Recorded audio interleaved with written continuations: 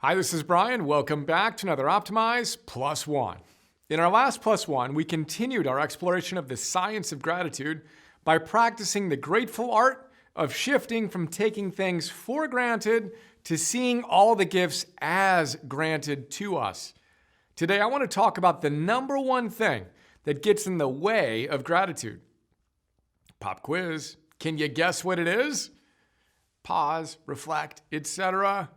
Answer: the number one thing that gets in the way of gratitude is a sense of entitlement. Here's Robert Emmons again. He tells us, I quote, "Since the time of the ancient philosopher Seneca or before, having an overly high opinion of oneself has been seen as the chief obstacle of feeling and expressing gratitude. Research has shown that people who are ungrateful tend to have a sense of excessive self-importance, arrogance, vanity, and a high need for admiration and approval. At the more pathological end of the scale are narcissists, people who are profoundly self-absorbed and lack the empathy needed for entering deep, satisfying, mutually enhancing interpersonal relationships. At the more ordinary end of things are people who just feel entitled to good grades, exemption from having to follow the rules, and special treatment of all kinds. The entitlement attitude says, life owes me something, or people owe me something, or I deserve this. In all its manifestations, a preoccupation with the self can cause us to forget our benefits and our benefactors, or to feel that we are owed things from others and therefore have no reason to feel thankful," end quote.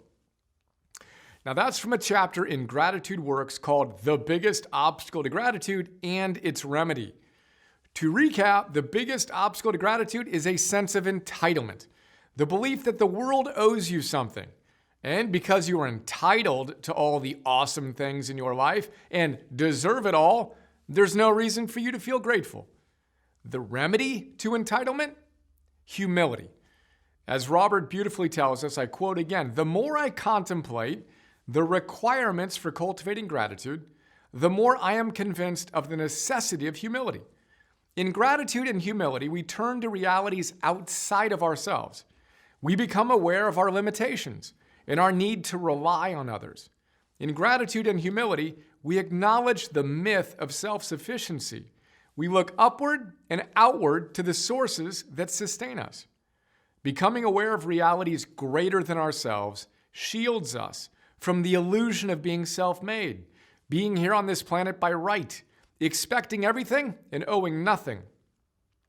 The humble person says that life is a gift to be grateful for, not a right to be claimed. Humility ushers in grateful response," end quote. One more time, we can take the amazing people and goodness in our lives for granted or as granted. It's all one big gift. Making that shift is at the heart of gratitude. And on that note, let's do a gratitude journaling exercise together. What are 3 gifts you're grateful for in your life? Write a sentence describing each in detail. Number 1, number 2, and number 3. Little PS, right after I type that, 2 of my precious gifts knocked on the door, giving me an extra sweet opportunity to cherish their presence in my life as we cuddled and wrestled and did some acro yoga, aka them flying up on my upraised feet as I laughed with grateful joy.